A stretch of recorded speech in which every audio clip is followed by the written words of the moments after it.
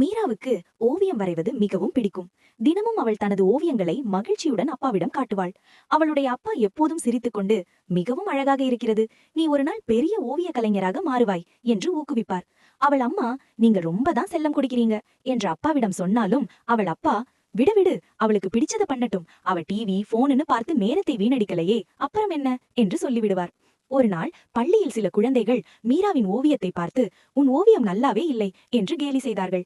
அதனால் மீரா மிகவும் வருந்தி ஓவியம் வரைவதை நிறுத்திவிட்டாள். அந்த இரவு அவளுடைய அப்பா அவளின் அருகில் உட்கார்ந்து ஒரு சின்ன ஓவியம் வரைய தொடங்கினார். அதை பார்த்த மீரா சிரித்தாள். அப்பா மெதுவாக சொன்னார், பார், நானும் சரியானவன் இல்லை, ஆனாலும் நாம் முயற்சி செய்து கொண்டே இருக்க வேண்டும். அந்த வார்த்தைகள் மீராவுக்கு துணிவை கொடுத்தது. அவள் மீண்டும் தினமும் ஓவியம் வரைய தொடங்கினாள். பல ஆண்டுகள் கழித்து மீரா ஒரு பிரபலமான ஓவிய கலைஞராக மாறினாள். அவளுடைய முதல் ஓவிய கண்காட்சியில் ஒரு பெரிய ஓவியத்தின் கீழே அவள் எழுதியிருந்தாள், என் முதல் ஆசிரியர் என் அப்பா. கதையின் நீதி: ஒரு தந்தையின் ஊக்கம் ஒரு குழந்தையின் எதிர்காலத்தை உருவாக்கும்.